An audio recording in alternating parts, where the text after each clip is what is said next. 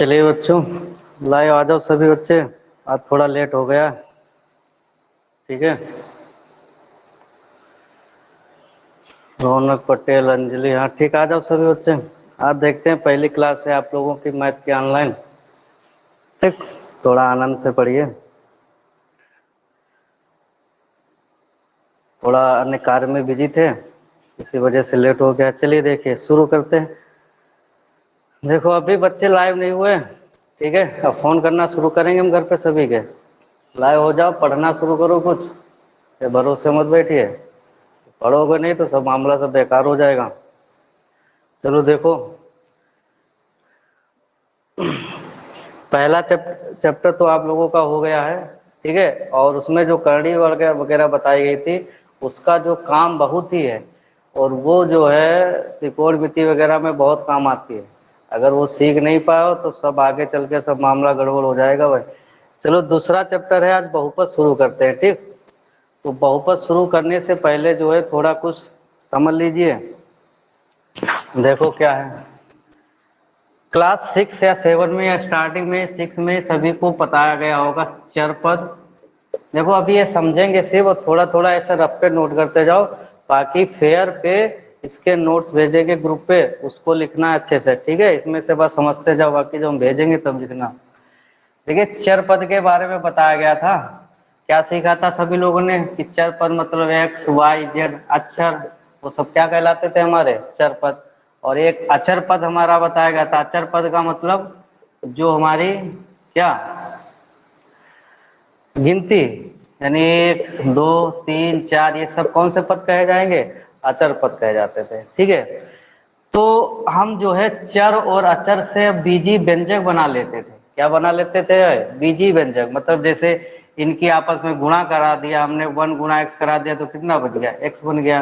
फिर 2 गुणा y करा दी इसकी तो 2y हो गया।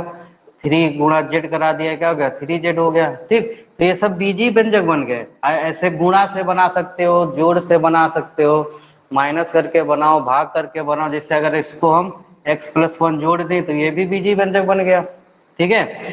तो अब ये देखो अचर पद है, ये दोनों कौन से, ये चर है, ये क्या है, अचर है। और ये दोनों कौन से कैसे पद हो गए हमारे, विजातीय है कि सजातीय है, विजातीय पद है ना। तो इनको जोड़ना घटाना हो तो प्लस और माइनस का चिन्ह लगा देंगे ना। तो यही जो चर पदों से, चर और अचर से जो हमारा बन जा रहा था, वो क्या बन रहा था भाई, बीजी व्यंजक तैयार हो जा रहा था। क्या बन रहा था, बीजी व्यंजक। समझ आ रहा है। तो अब ऐसे ही बहुपद, अच्छा बहुपद शुरू करने से पहले एक चीज हम बता दें, हमने जब 9th में स्टार्टिंग में ग्राफ बनवाया था ना, वास्तविक संख्याएं आभासी वगैरह ये सब लिखवाया था, इसलिए सब पहले बता दिया गया था हमने कि मतलब कोई भी समस्या नहीं होनी चाहिए। तो देखो भाई, हमने ये बताया था, क्या बताया था कि इसमें जो काम आएगा वो हमारी पूर्ण संख्या का आएगा। किसका काम होगा, पूर्ण संख्या। तो पूर्ण संख्या क्या थी हमारी, जो नेचुरल नंबर थे, मतलब पूर्ण संख्या क्या होगा, होल नंबर। जो हमारे नेचुरल नंबर यानी प्राकृतिक संख्याएं थी, जैसे 1 2 3 4 5 ये सब थे, ठीक है। तो इसी में आगे क्या लगा दो, जीरो लगा दो, तो कौन सी संख्या बन जाती थी हमारी, पूर्ण संख्या। क्या बन जाती थी भाई, पूर्ण संख्या बन जाती थी। समझ आ रहा है, ये सभी को बताया था, ठीक। देखो बहुपद सीख लीजिए, बहुपद अगर कायदे से समझ गए तो कक्षा 10 में द्विघात समीकरण और बहुपद में किसी भी प्रकार की दिक्कत नहीं होगी। समझ आ रहा है, क्योंकि बहुपद अगर नहीं सीख पाए तो फिर दिक्कत हो जाएगी। तो बस कायदे से समझो एक पॉइंट। तो कहने का मतलब, सीधा मतलब ये है, ये ऐसे कह सकते हो कि जो बीजी व्यंजक हैं आपस में मिलकर हमारा क्या बना देते हैं, बहुपद बना देते हैं। तो हमारा, या फिर ऐसे कह सकते हो कि जो चर पद होंगे, कौन से होंगे, चर पद। तो चर पद में जो घात होनी चाहिए वो सिर्फ और सिर्फ पूर्ण संख्या होनी चाहिए। क्या होनी चाहिए, पूर्ण संख्या। मतलब जैसे चर पद हो गया, ये x हो गया, इसके ऊपर घात या फिर 1 हो, 1 तो होती है, या फिर x⁻2 हो या x⁻3 हो, मतलब पूर्ण संख्या हो, या x⁻0 हो, ये भी तो पूर्ण संख्या है। समझ रहा है। तो मतलब ऐसे जो बीजी व्यंजक लिखे होंगे जिसमें चर के मान में, चर पद कोई भी हो सकता है, x का हो सकता है, y का हो सकता है, z का, उसमें जो घात हो, पावर हो, वो हमारा पूर्ण संख्या में होना चाहिए। किसमें होना चाहिए, पूर्ण संख्या, बस यही ध्यान देना है, ठीक है। जैसे ये लिखा हुआ है। अच्छा, बहुपद लिखने का तरीका कैसे है, जैसे हमने पी एक्स पॉलिनोमियल्स इसको पे कहते हैं ना, तो अगर इसको हमने क्या कर दिया है, देखिए बहुपद लिखने का तरीका जो है, जैसे हमने पी एक्स बराबर ऐसे लिख दो, बहुपद x square plus 5x plus 6, ये क्या लिखा है हमारा, बहुपद लिखा है ना। बीजी व्यंजक है कि नहीं, ये बीजी व्यंजक आपस में मिलकर सब क्या बना रहे, बहुपद बना रहे। इसको हम yx ऐसे zx भी लिख सकते हो, मतलब x के रूप में ये बहुपद लिखा है x के फॉर्म में। इसको हम qx भी ऐसे लिख सकते हैं, समझ आ रहा है, जो यहाँ पे चर पद हो। अगर यहाँ पे y होता, मान लो Y square plus 2y plus 3 है, तो हम कैसे लिख देते हैं, पी वाई, यानी y के पदों में बहुपद है y के रूप में, ऐसे जेड वाई लिखते हैं, ऐसे क्यू वाई, समझे। ये जो होता है बहुपद लिखने का क्या होता है, तरीका होता है। समझ आ रहा है कि नहीं। तो देखिए एक चीज समझिए सभी लोग, तो हमने क्या बताया, बहुपद मतलब क्या हो गया, ध्यान रखना। देखो ये सब रिटर्न में ग्रुप पे मिलेगा, उसको लिखना है, बस समझिए कि चर पद, यानी चर पद एक्स वाई जेड कुछ भी हो सकते हैं, उनमें जो घात हो हमेशा क्या हो, हमारी पूर्ण संख्या हो। क्या होनी चाहिए भाई, पूर्ण संख्या, ठीक। जैसे देखो एक्स स्क्वायर, ये हम बहुपद लिख रहे हैं, पी एक्स प्लस 6, ये क्या लिखा है हमारा, एक बहुपद है। बहुपद है कि नहीं। और ये किसके पदों में है भाई, ये भी देख लो, एक्स के पदों में है, सब एक्स के रूप में है। यहाँ पे एक्स की पावर कितनी है, 2, पूर्ण वर्ग है। यहाँ पर एक्स की पावर कितनी है, 1, ये भी पूर्ण संख्या है ना। यहाँ पे कितनी एक्स की पावर है भाई, बताइए भाई, 6 में ये भी तो, इसकी भी पावर तो कुछ होगी। तो देखो यहाँ पे एक्स घात 2 है, यहाँ पे एक्स घात 1 है, तो यहाँ पे कितनी होगी, एक्स घात 0। यानी जो अचर पद होता है उसमें अगर घात पूछा जाए, अभी हम पावर के बारे में बताएंगे, तो उसमें x की पावर क्या है, 0। क्यों, सभी को पता है x पावर 1, 0 का मान कितना होता है, 1 होता है, क्योंकि 6 गुना अगर 1 रख लोगे तो इस पर कोई भी फर्क नहीं पड़ता है। तो हमारा, क्योंकि वो पता है ना, किसी की पावर अगर 0 हो, कोई किसी की भी, वो हमेशा मान कितना होता है उसका, 1 ही होता है। घातांक कन्नड़ी में खूब सीखे हो, तो हमारा है कि नहीं, ठीक। तो हमने ये बताया था कि बीजे, ये भी देखिए, अगर जैसे x की घात 2/3, तो क्या ये पूर्ण वर्ग संख्या है, नहीं, पूर्ण संख्या, वर्ग भी नहीं हो रही, पूर्ण संख्या है कि नहीं, नहीं है। तो इसलिए ये क्या हो गया हमारा, बहुपद नहीं लिखा है। जैसे कहीं कहीं पे पूछ दिया जाएगा कि देखिए, ठीक है, x की घात देखना है, क्या देखना है भाई हमको, x की, यानी x की पावर देखो, ठीक है। जैसे ये लिखा हो x घात 2 है प्लस √3x प्लस 6, तो ये अधिकतम घात। अच्छा, बहुपद की जो घात होती है, बहुपद की घात क्या होगी, जो पूरे बहुपद में सबसे अधिक जो घात होगी, अधिकतम घात, वही पूरे बहुपद की घात कहलाती है। ये बहुपद लिखा हुआ है, इसमें सबसे बड़ी घात क्या है, 2, तो इसकी बहुपद की जो घात हो गई वो कितनी हो जाएगी हमारी, 2 हो जाएगी, समझे। यही बहुपद की घात कही जाती है। तो ये देखो बहुपद है कि नहीं है, क्योंकि इसमें रूट वगैरह, इसमें सिर्फ हमको x वाले को देखना, उसकी जो घात हो वो पूर्ण संख्या हो। जैसे यहाँ पे अगर √x है, तो ये बहुपद है, नहीं है। अगर इसको हम घात के रूप में लिखेंगे, x घात 1/2 हो जाएगा कि नहीं, 1/2 थोड़े ना पूर्ण संख्या होती है। पूर्ण संख्या हमारे 0, 1, 2, 3, 4 ऐसे होता है कि नहीं। तो इस टाइप का मतलब ये हमारा बहुपद नहीं हुआ, समझ आ रहा है कि नहीं, ठीक, समझे। तो आगे देखिए, अब हम जो है बहुपद की घात तो बता दिया है कि बहुपद की घात जो होगी, बहुपद के चर में, यानी चर पद होगा, उसमें जो सबसे बड़ी घात होगी वही हमारी क्या होती है, बहुपद की घात होती है। अगर कोई पूछे, जैसे देखिए ये लिखा हुआ है बहुपद y घात 6 प्लस 2y घात 5 प्लस 2y घात 3 प्लस 2y प्लस 6, इसमें बहुपद की घात बताओ। तो बहुपद की घात क्या होगी, जो चर पद में, चर क्या है हमारा, y के फॉर्म में ना, रूप में, तो सबसे जो बड़ी घात होगी कितनी है, 6 है ना, तो वही जो हो जाती है पूरी बहुपद की क्या हो जाती है भाई, घात हो जाती है। यानी बहुपद की घात कितनी हो जाएगी हमारी, 6 हो जाएगी। तो हमारा है, समझे। तो चलिए आगे देखते हैं, अब बहुपद के प्रकार देखते हैं, ठीक है, थोड़ा समझ लीजिए अच्छे से। देखो वैसे तो बहुपद को, बहुपद के प्रकार वो सब नोट में मिल जाएगा, टेंशन ना लो, ठीक। एक होता है हमारा, एक तो शून्य बहुपद, जो शून्य होगा वो हमारा क्या होगा, शून्य बहुपद, समझा रहा है, यानी शून्य भी एक बहुपद है, उसको शून्य बहुपद कहते हैं, ठीक। एक हो गया। एक दूसरा जो हम कह सकते हैं, घातों के आधार पर बहुपद, किसके आधार पर बहुपद हो जाएंगे, घात के आधार पर, तुम्हारा है कि नहीं? घातों के आधार पर बहुपद हो गया है, घातों के आधार पर। तीसरा हम कह सकते हैं पदों के आधार पर, इस पे कह देते हैं पद। अब शून्य वाला तो उसका अलग ही काम हो, शून्य हो गया तो शून्य बहुपद में कोई मतलब ही नहीं। ठीक, थोड़ा यहाँ से शुरू करते हैं पदों के आधार पर। सभी को पता है कि पद जो होते हैं कहाँ से अलग होते हैं हमारे, प्लस या माइनस से। जो पद होते हैं हमारे वो हमेशा प्लस और माइनस से ही अलग होते हैं। तो मतलब अगर ये लिखा हुआ है एक्स स्क्वायर माइनस 1 लिखा है कि नहीं, तो इसमें कितने पद हैं भाई? एक ये पद हो गया, एक ये पद हो गया, मतलब कितने पद हैं टोटल? 2 पद हैं। तो इसको हम क्या कहेंगे? द्विपदी बहुपद कहा जाएगा। क्या कहा जाएगा भाई? द्विपद, द्विपदी बहुपद। क्या कहा जाता है? द्विपदी बहुपद। सभी को पता है, बस पद गिन लो कितने होने चाहिए। जैसे लिखा हुआ है x square x cube plus 2x square plus 3x plus 6, ये 4 पद हैं, चतुर्पदी बहुपद हो जाएगा। हालांकि इसका आगे काम नहीं है, बस हमारा एक पदी, द्विपदी और त्रिपदी तक ही देखना है। समझ में आ रहा है? ठीक, ऐसे एक पदी वाला बहुपद हो गया हमारा, जैसे 2x लिखा हुआ है, कितने पद है इसमें? एक पद है, तो ये कौन सा हो गया? एक पदी बहुपद। कौन सा बहुपद हो गया भाई? एक पदी बहुपद हो गया। समझे कि नहीं? ऐसे लिखा हुआ है y घात 3 2y square plus 2y plus 6, इसमें कितने पद हैं? 1 2 3, तो कितना हो जाएगा? त्रिपदी बहुपद हो गया। कौन सा बहुपद हो गया भाई? त्रिपदी बहुपद हो गया। सब क्वेश्चन अभी करने हैं एक्सरसाइज में, समझ में आ रहा है? ये कौन सा बहुपद हो गया? त्रिपदी। ठीक, समझ गए? यानी पदों के आधार पर पद देख लो, बस पद कहाँ से अलग होते हैं? प्लस या माइनस से जिनके बीच में लगा वहीं से पद हमारे क्या हो जाएंगे? अलग हो जाएंगे। बार बार बताते चले आ रहे हैं। अब घातों के आधार पर देख लो भाई। ठीक, घात में जो देखना है, बहुपद में जिसकी बड़ी से बड़ी घात देखना। क्या देखना भाई? बड़ी से बड़ी। बहुपद में सबसे बड़ी घात देखना, उसी के आधार पर हम कह सकते हैं कि एक घात वाला बहुपद है कि द्विघात बहुपद है, त्रिघात वाला बहुपद है कि चतुर्थ घात वाला बहुपद है।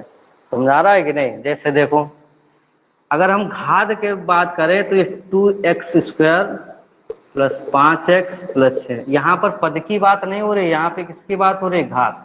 तो इसमें जो अधिकतम घात कितनी है? बहुपद की जो घात देखोगे तो जो जिस चर पद की सबसे अधिक घात होगी वही क्या होती है? हमारी बहुपद की घात होती है।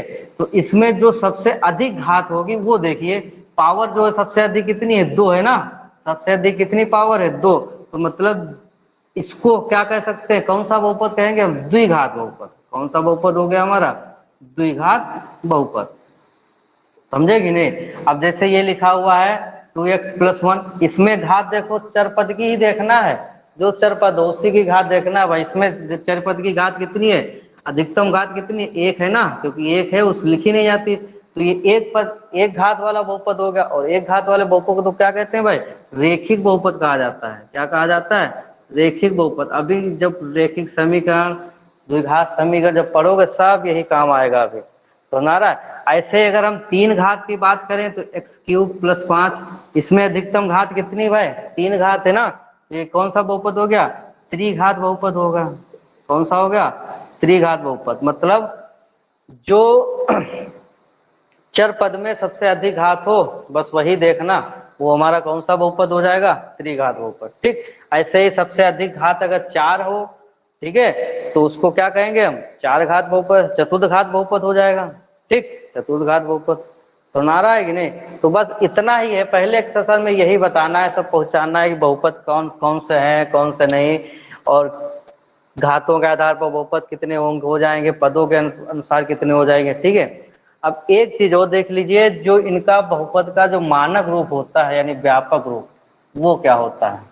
ठीक, वो जो है घातों के आधार पर बहुपदों में उनका जो है मानक रूप, ठीक है, उनको मानक रूप जो होता है व्यापक रूप, वो क्या होता है? देखिए, जब एक घात वाला बहुपद होगा, एक घात का मतलब हो गया हमारा रेखिक बहुपद। ठीक है, उसका हम उदाहरण लिख दे रहे हैं यहाँ पे, जैसे लिखा हुआ है x प्लस 5। मानक रूप सिर्फ घात को ही देख के बनाना है, ठीक है, वही देखना है। ये लिखा हुआ है px बराबर x प्लस 5, इसकी घात कितनी? 1, मतलब ये कौन सा बहुपद हो गया?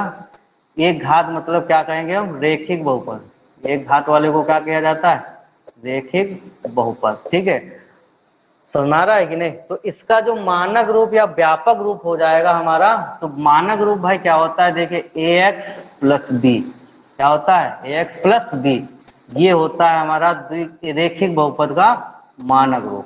मानक रूप या इसको हम क्या कहेंगे, स्टैंडर्ड फॉर्म या व्यापक रूप। समझ आ रहा है कि नहीं। और इसमें जब a जो हो वो हमारा 0 के बराबर ना हो, a जो हो वो 0 के बराबर नहीं होना चाहिए। क्यों? क्योंकि अगर देखें ax प्लस बी है, जो चर पद x है ना जिसकी घात 1 है, उसका जो गुणांक हो वो 0 के बराबर ना हो। जब ये 0 के बराबर हो जाएगा तो ये तो x गुणा 0 प्लस बी हो जाएगा, तो 0 ये तो 0 हो जाएगा पोर्शन, ये क्या हो गया हमारा b। तो क्या रेखीय बहुपद बचेगा? नहीं बचेगा, क्योंकि हमको कौन सा चाहिए, चर पद चाहिए। तो इसमें चर पद कहाँ बचा x वाला। समझ आ रहा है, ये तो ए बी सी तो वास्तविक संख्याएं हो जाएंगी, ए बी, समझ आ रहा है, रियल नंबर। ये तो हमारा अचर पद हो जाएगा। मतलब कहने का मतलब ये लिखा हुआ है, क्या लिखा है, ए बी लिखा है ना। अगर x प्लस 5 लिखा है तो x प्लस 5 का मतलब चर पद लिखा है, ये क्या लिखा है हमारा अचर पद। ऐसे ही इनको जोड़ने घटाने गुणा करने से तो बहुपद बनता है ना बीजी बिंदुकों से। तो अगर हम इसकी तुलना कराएंगे तो x बराबर हमारा कितना जाएगा, एक इसका गुणांक x है और इसका गुणांक कितना है, गुणांक का मतलब जिसके साथ उसकी चर पद की गुणा हो, इसके साथ किसकी गुणा हो रही है, एक की हो रही है ना। तो इसका अगर इसकी तुलना कराएं तो x बराबर कितना हो जाएगा हमारा, 1 हो जाएगा, और b बराबर कितना हो जाएगा हमारा, 5 हो जाएगा। मानक रूप में क्या होता है, तुलना कराया जाएगा। ठीक है, मानक रूप इसमें समझ लो, द्विघात समीकरण में अपने आप लगाओगे।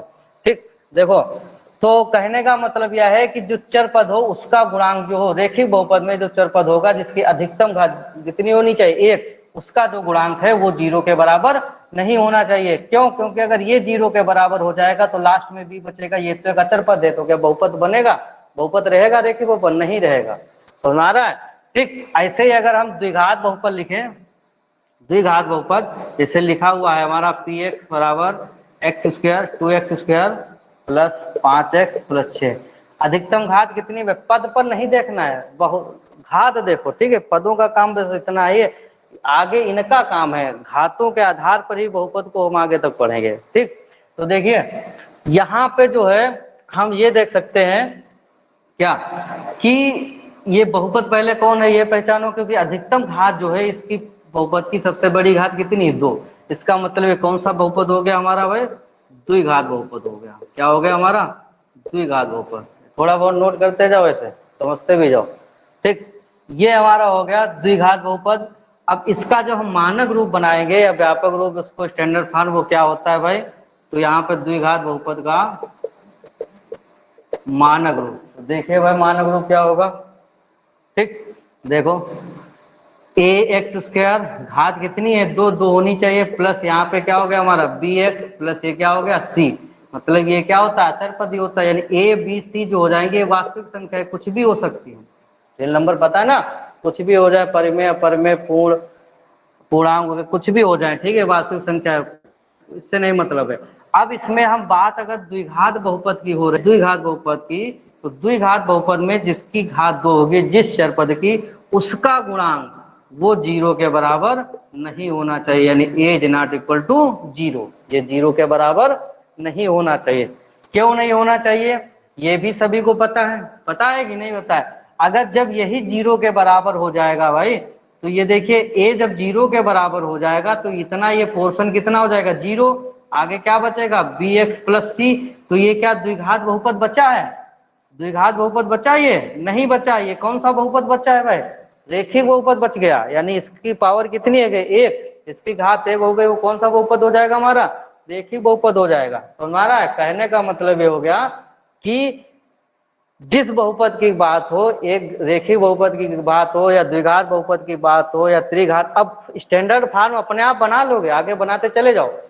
जिसकी बहुपद की बात हो उसका जो गुणांक हो चर पद का वो बराबर ना हो, अगर वही 0 के बराबर हो जाएगा तब ये हमारा बहुपद नहीं बचेगा। द्विघात बहुपद कहाँ होगा, तब तो ये तो रेखिक बहुपद बन जाएगा। समझ में आ रहा है। ऐसे अगर हम एक त्रिघात बहुपद लें, ठीक, त्रिघात बहुपद अगर हम ले रहे हैं, देखिए उसका जो मानक रूप इधर दिख रहा है। ठीक, देखो x cube plus 5x square plus 6x plus 3। ठीक, ये हमारा त्रिघात बहुपद लिखा है कि नहीं, क्यों, क्योंकि अधिकतम घात यानी सबसे बड़ी घात कितनी होती है, 1 है ना। त्रिघात बहुपद लिखा हुआ है। तो अब हम त्रिघात बहुपद का अगर मानक रूप निकालें, त्रिघात बहुपद का मानक रूप अगर हम बनाएं यानी स्टैंडर्ड फॉर्म या व्यापक रूप कह लो, ठीक, तो क्या बनेगा भाई, ए एक्स क्यूब बनेगा कि नहीं, plus B X square plus C plus D, ऐसे बनने जाएगा। ए बी सी डी ये सब क्या हो गए, हमारी वास्तविक संख्या हो जाएंगी, रियल नंबर कुछ भी हो सकता है, समझे, ठीक। तो हमारा कहने का मतलब यहाँ पे जो है, देखिए इसमें बताइए किसका गुणांक 0 के बराबर ना हो, क्योंकि बात अगर त्रिघात बहुपद की हो रही है तो अचर वो चर पद देखना जिसकी घात 3 हो, वो चर पद देखना, उसकी जो घात हो 3 उसका जो गुणांक है वो 0 के बराबर ना हो, बाकी कुछ भी हो उससे नहीं मतलब है। लेकिन जिस बहुपद की बात हो रही हो, जैसे त्रिघात बहुपद की अगर बात हो रही है तो उसका जो गुणांक है 0 के बराबर नहीं होना चाहिए। अगर ये 0 के बराबर हो जाएगा तो भाई क्या बचेगा, अगर ये 0 इतना पोर्शन तो 0 हो गया, फिर ये क्या बचा, कौन सा बहुपद बचा, अधिकतम घात कितनी बची, 2 बची ना, तो कौन सा बहुपद बच गया हमारा, घात बहुपद बचेगा, तो हमारा है कि नहीं। लेकिन बात किसकी हो रही है, त्रिघात, मतलब जो त्रिघात अधिकतम घात 3 हो चरपद की, उसका जो गुणांक हो 0 के बराबर ना हो, बाकी कुछ भी हो उससे नहीं मतलब। जैसे एक्स क्यूब लिखा है, ये कौन सा बहुपद है हमारा, त्रिघात बहुपद है, पद में नहीं जाना है, घातों में जाइए, कौन सा बहुपद है, त्रिघात है, अधिकतम घात कितनी है, 3 है कि नहीं, वो बाकी पोर्शन 0 हो सकता है, उससे कोई मतलब नहीं। लेकिन जिस घात की बहुपद की बात हो, इसमें द्विघात बहुपद की बात हो, एक्स स्क्वायर वाले का गुणांक 0 नहीं होना चाहिए। रेखिक बहुपद की बात है तो उसमें जिसकी पावर 1 है एक्स में चर पद की, उसका गुणांक 0 के बराबर ना। समझ में आ रहा है कि नहीं आ रहा है, समझे।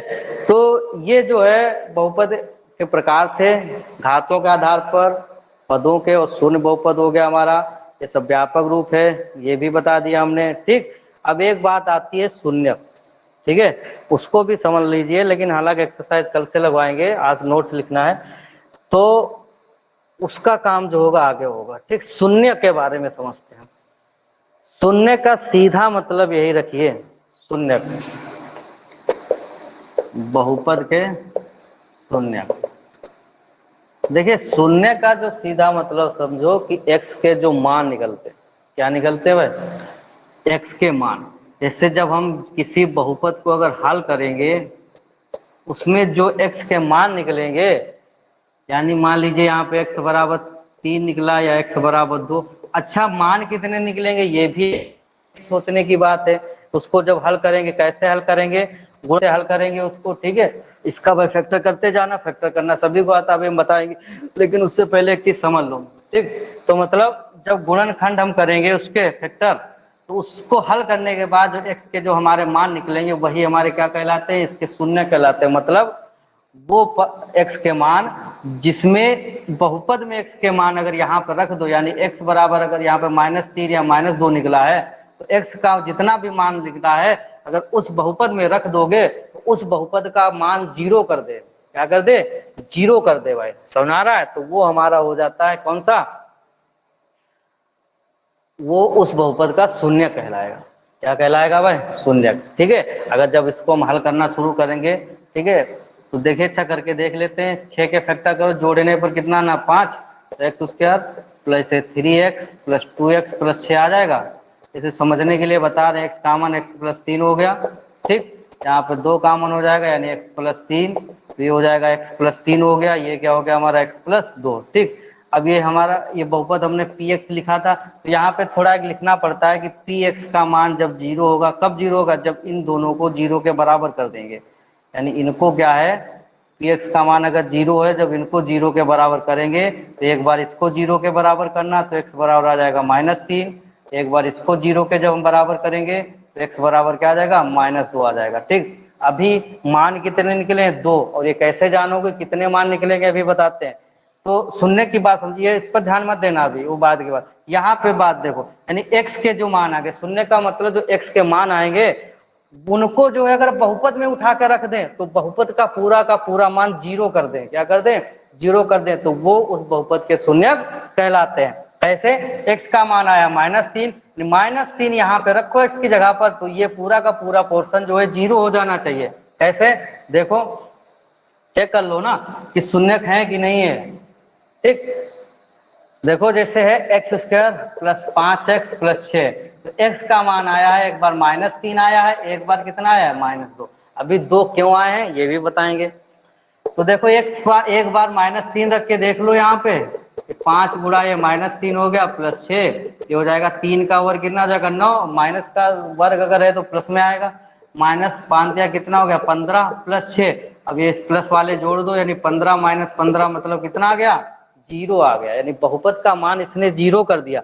अब ऐसे x - 2 भी रखोगे तब भी बहुपद का मान क्या हो जाएगा 0 हो जाएगा। तो कहने का मतलब हो गया कि जो x के वे मान जो बहुपद को क्या कर दें 0 के बराबर कर दें, वो जो होते हैं उस बहुपद के शून्यक कहे जाते हैं। समझ आ रहा? तो शून्य का सीधा मतलब समझो, शून्यक जो होता है हमारा वो बहुपद का जो x का जो होता है उसको हल करने पर मान आता है x के, वही हमारे क्या हो जाते हैं शून्यक। समझे? अब कितने शून्यक निकलेंगे ये कैसे जानोगे? देखो, जिसकी घात जितनी होगी अधिकतम घात उतने ही शून्यक निकलेंगे। जैसे अगर हम रेखिक बहुपद का मानक रूप लिखें तो क्या होता है भाई, ax + b होता है कि नहीं, इसमें a is not equal to 0। ठीक, द्विघात बहुपद का मानक रूप लिखें तो ax² + bx + c। ठीक, इसमें भी a is not equal to 0, क्योंकि द्विघात बहुपद की बात हो रही है तो द्विघात बहुपद वाला यानी जिस चर की घात 2 उसका गुणांक 0 ना हो। त्रिघात बहुपद की अगर हम बात मानक रूप लिखें, यहाँ पे bx हो जाएगा ax³ + bx² + cx + d। ठीक है, इसमें a is not equal to 0। अब इनके शून्य कितने निकलेंगे? तो देखो, जिसकी जितनी घात उसके उतने शून्य, कहने का मतलब जिसकी जितनी घात उसके ही उतने x के मान निकलेंगे। इसमें कितनी घात है x की? अधिकतम घात बताओ पूरे बहुपद की कितनी? 1 है ना, तो इसका जो x का मान निकलेगा वो कितना निकलेगा? 1 का नहीं, मतलब 1 ही निकलेगा, 1 नहीं। जैसे इसमें 2 निकले थे x के मान, उसमें x के मान 1 ही आएगा। इसमें अधिकतम घात कितनी है 2, तो इसमें x के जो मान निकलेंगे कितने निकलेंगे? 2 निकलेंगे। तो देखो, इसमें द्विघात बहुपद था ना, तो इसके जो मान निकले 2 निकले, एक बार x - 3 निकला, एक बार कितनी निकला x - 2। ऐसे त्रिघात बहुपद की अगर बात कर ले उसमें अधिकतम घात कितनी है 3, मतलब जब इसके हम हल करेंगे इसको तो इसके भी मान जो निकलेंगे हमारे वो कितने निकलेंगे? 3 निकलेंगे। यानी कैसे? एक बार मान लो x - 5 आ सकता है, x - 3 आ सकता है, x - 6 आ सकता है, ऐसे आ सकते हैं। 3 मान निकलेंगे x के। कैसे जान जाओगे? जिसकी जितनी अधिकतम घात होगी उतने उसके उतने मान निकलेंगे x के, यानी उतने उसके शून्य निकलेंगे। अब इसको कैसे हल करते हैं वो आगे शेषफल प्रमेय वगैरह बताएंगे तो उसमें पता चलेगा। तो हमारा है कि नहीं? तो बस इतना ही था आज, समझे? तो इसका जो नोट्स है वो मिल जाएगा सभी को, उसमें लिख लेना। ठीक, तो समझ गए इतना? क्या है शून्य? क्या हो गया? जिसकी घात जो है पूर्ण संख्या हो, क्या होनी चाहिए? पूर्ण वर्ग, पूर्ण संख्या, वर्ग नहीं पूर्ण संख्या, यानी 0 1 2 3 जिस चर की घात होगी वो हमारे क्या हो जाएंगे? बहुपद हो जाएगा। समझ आ रहा है कि नहीं? प्रकार कितने हो गए? एक तो शून्य बहुपद हो गया, दूसरा एक हमारा पदों के आधार पर, तीसरा जो हो गया हमारा घातों के आधार पर। ठीक, पद को सब लोग अलग करना जानते हो, पद जो होते हैं प्लस और माइनस से अलग होते हैं, जितने पद अलग हो बस लिख देना। घातों के आधार पर अगर लिखना हो कौन सा बहुपद है तो पूरे बहुपद की अधिकतम घात देखना कितनी होती है, वही जो होगी उसी के आधार पर लिख लेंगे कि हमारा ये कौन सा बहुपद है। ठीक है, ऐसे स्टैंडर्ड फॉर्म लिखना हो किसी भी बहुपद का बस लिखते चले जाओ। ठीक, लिख लोगे ना सभी लोग? बहुपद का मानक रूप अपने आप तैयार करना होगा, अपने आप तैयार कर लेना। देखिए बहुपद का मानक रूप क्या हो गया? द्विघात बहुपद का x² + bx + c। ऐसे त्रिघात बहुपद का ax³ + bx² + cx + d। ऐसे चतुर्घात बहुपद का तो ax⁴ + bx⁴ + cx² + dx + e। ऐसे बढ़ाते चले जाओ। तुम्हारा है तो ऐसे मानक रूप तैयार कर ले जाते हैं। ठीक, और शून्य के बारे में भी पता हो गया कि शून्य वो होगा, यानी सीधा मतलब समझे, शून्य का जो x का मान होगा वही क्या कहलाएगा? उस बहुपद का शून्यक। मतलब उस बहुपद को शून्य के बराबर कर दे, यानी x का मान जब उसमें बहुपद में रखेंगे तो वो पूरा का पूरा बहुपद शून्य हो जाए तो समझ जाएंगे कि ये इसका शून्यक है कि नहीं है, ये चेक करना होता है। ठीक है, ठीक, बाकी बस इतना ही। बाकी अभी पेपर ग्रुप पे भेज देंगे, इसको लिखना है और ग्रुप पे सेंड करना है। ठीक, थैंक यू। आगे कल से टाइम पे हो जाएगा क्लास, आज थोड़ा लेट हो गया था। ठीक।